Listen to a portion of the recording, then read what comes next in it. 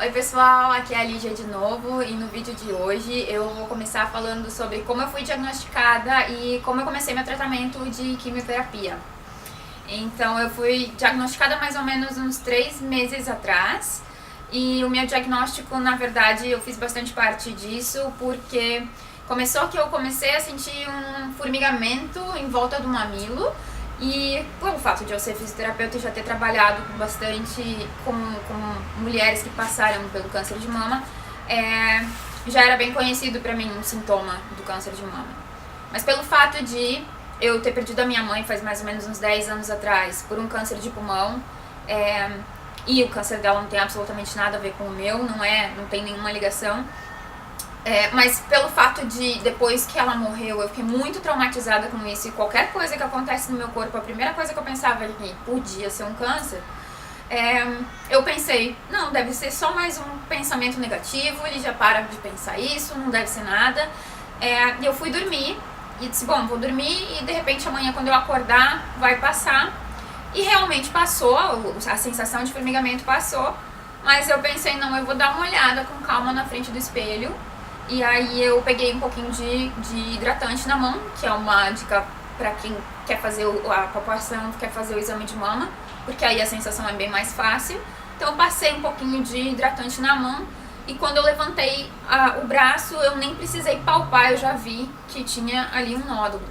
E aí eu palpei, realmente senti o nódulo e liguei pro meu médico. Aqui na Austrália existe o GP, que é o Practical General Practitioner, que seria o clínico geral, só que o meu clínico geral ele é especializado em saúde da mulher, então ele trabalha mais ou menos como ginecologista.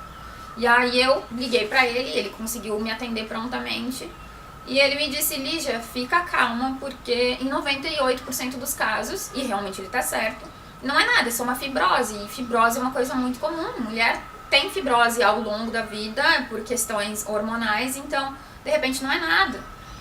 Mas eu falei pra ele, eu disse, olha, eu conheço o meu corpo, eu sei que isso não faz parte do meu corpo, eu tô assustada com isso e eu quero ver de uma vez porque eu quero tirar o quanto antes.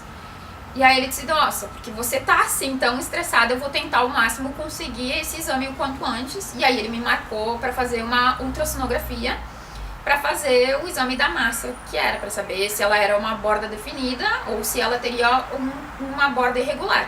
Quando a borda é definida, geralmente ela é uma fibrose, quando a borda é irregular, pode ser que seja só uma fibrose também, mas eles têm que analisar mais fundo. E aí ele me ligou no mesmo dia e disse, Lígia, realmente a imagem que apareceu não foi uma imagem muito definida. Então a gente vai ter que fazer uma biópsia para saber o que é isso. A biópsia ela é o exame geralmente diagnóstico do câncer, que é quando o médico vai lá, coloca uma agulha, tira um pedacinho daquele tecido e vai analisar para saber se aquela célula tem câncer ou ela é uma célula normal e que tá só realmente parece ser uma massa cancerígena, mas não é. Porque o corpo engana muitas vezes. E aí 1 ou 2 dias depois eu fui fazer essa biópsia e aí ele me ligou e disse, Lígia, vem pra cá, vamos conversar. E aí eu já sabia que realmente não iam ser boas notícias. E quando eu cheguei lá, ele me falou, disse, Lígia, você estava certa, que bom que a gente conseguiu ir ver, e eu vou encaminhar você para ir num especialista em câncer de mama, que ele é um cirurgião especialista em câncer de mama. E eu até achei estranho, porque a primeira pessoa que eu pensei que ele fosse me indicar seria diretamente um oncologista. E aí não, cheguei lá e a melhor coisa que aconteceu foi justamente encontrar um médico muito positivo e isso faz completamente toda a diferença no tratamento, principalmente quando a gente tem uma doença assim mais pesada, né? Uma coisa meio hardcore pra gente lidar. E esse meu médico, ele nem sabia se eu tinha metástase ou não, e ele já falou diretamente, ele foi bem específico e disse, Lígia, se acalma, porque dá pra resolver. Primeiro, a gente não sabe o tamanho do bicho, mas a gente sabe que dá pra resolver. A gente tem muitas coisas que a gente acha que não resolve na vida e no fim elas acabam se resolvendo, essa é só mais uma delas. Pelo jeito que tá agora, me parece que só uma cirurgia resolve. Mas eu vou ter que fazer outros exames pra analisar, pra saber se ele tá espalhado ou não. Até então, pelo que o médico tinha visto, não estava espalhado. Ele significava que ele era grau 3. Grau 3 é quando ele tá quase pra espalhar, mas ele ainda não espalhou. E aí, espalhar seria metástase, né? Ter gerado um novo tumor ou ter células cancerígenas em alguma outra parte do corpo e que vieram desse câncer. E aí eu fiz todos os exames e além desse tumor que eu tinha na parte de baixo do seio direito, tinha mais outros 2 tumorezinhos pequenininhos e mais um linfonodo embaixo do braço. E aí esse meu médico falou, Lígia, se fossem só os tumorezinhos, daria pra resolver tudo numa cirurgia. Só que a gente vai ter que ir pra quimioterapia pela questão do linfonodo, porque se tá no linfonodo, ele pode espalhar rápido pra qualquer outra parte do corpo e aí vai ser muito mais complicado a gente resolver. Então a gente tem que começar quimioterapia. E aí ele me deu a opção de fazer a cirurgia antes ou de fazer a quimioterapia antes. E aí tem muitos médicos, vai muito de acordo com cada médico. Eu fui pra casa e aí eu comecei a ter todos os sintomas da quimioterapia ou do câncer, mas na verdade os sintomas que eu tava tendo era nada mais do que sintoma de nervoso. Então eu comecei a ter ânsia de vômito, eu comecei a ter diarreia, depois da diarreia eu comecei a ficar constipada, eu comecei a ficar com dor, eu comecei a sentir dor ali que eu não sentia antes, eu comecei a não conseguir comer, fiquei assim mal, até a cor da pele mudou, fiquei realmente assim bem arrasada, porque ninguém consegue lidar com uma notícia dessas já de antemão numa vibe assim, né? E aí eu liguei pra ele e disse, no outro dia eu comecei a sentir no outro seio, né? Comecei a sentir as mesmas coisas que eu tinha sentido, eu digo, essa merda tá espalhando. E aí eu liguei pra ele e disse, não consigo dormir, tá realmente difícil, eu não consigo nem parar de pensar, o outro seio eu tô sentindo muito, eu tô achando que tá espalhando. Ele me chamou lá pra conversar e me explicou, disse, Lígia, não tem como espalhar tão rápido assim, não funciona desse jeito. Mas do jeito como tu tá, eu vou te mandar para um oncologista e a gente vai começar a quimio antes, então. E aí eu fui falar com o oncologista e o oncologista começou realmente, eu comecei a sentir um outro nódulo no outro seio e o oncologista também começou a sentir. E aí eu entendi o que os hipocondríacos sentem, que é um sentimento muito estranho de que quando um hipocondríaco, a gente sabe que ele fica doente, muitas vezes ele tem uma sensação de alívio quando realmente aparece alguma coisa no exame, porque aí o médico acredita no que ele tá falando, porque até então parece coisa da cabeça dele. E aí eu tive essa confusão de sentimentos que ao mesmo tempo eu tava feliz, porque o médico realmente tava vendo e não tava deixando nada passar, eu tava apavorada, porque, como é que tá sentindo do outro lado, né?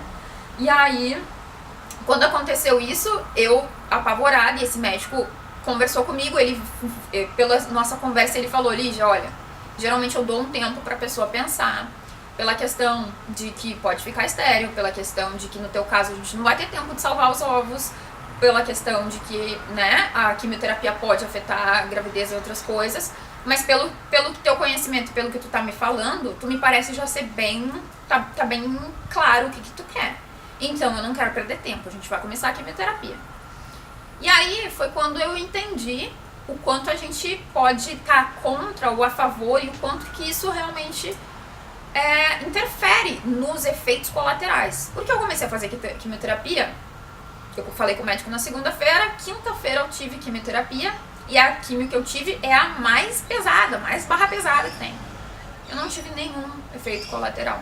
Eu tive alguma coisinha no começo, assim, como constipação e outras coisas, e eu vou falar um pouco sobre isso nos outros vídeos, vou falar sobre os efeitos e como lidar com eles. Mas principalmente, eu comecei a entender que efeito colateral é uma coisa que pra mim caiu o conceito. Eu não acredito muito em efeito colateral, eu acredito em efeito desintoxicante do corpo. E na verdade é isso, o corpo tem que desintoxicar, e é por isso que a gente sente essas coisas. E eu comecei a entender que o meu corpo, na verdade, ele estava simplesmente reagindo de acordo com aquilo que eu estava pensando.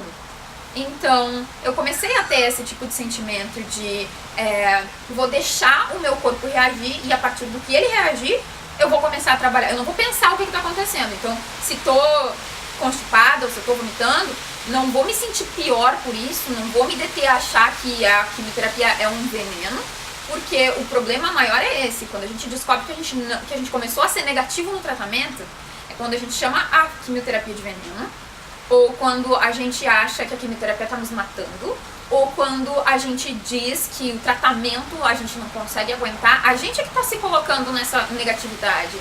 E o que está fazendo isso é o nosso pensamento, a nossa cabeça. Então a primeira dica principal para quem vai começar a fazer quimioterapia é calar a mente. A mente tem que ficar caladinha, agora é o momento da gente escutar o corpo. E aí no momento que a gente escuta o corpo, a gente respeita o corpo muito mais. E quanto mais a gente vai respeitando o corpo e mais a gente vai entendendo o que o corpo está fazendo, a gente começa a dar coisas para colaborar. Então a gente começa assim, tem um efeito colateral, a gente colabora para aquele efeito sair. Tem outro efeito colateral, a gente colabora para aquele outro efeito sair. Mas a gente não julga os efeitos colaterais do tratamento. E aí esse vídeo, então, hoje ele é pra quem vai começar a quimioterapia ou quem trabalha com quem tá fazendo quimioterapia e quer poder ajudar essas pessoas. Espero que quem tá assistindo tenha gostado. Se gostou, time's up, né? Curte, compartilha e manda esse vídeo pra alguém que tá passando por isso. Se você quiser ajudar, de repente pode acabar ajudando alguém que você não sabe, tá bom? Então é isso, meus amores. Fiquem bem, espero que tenham gostado.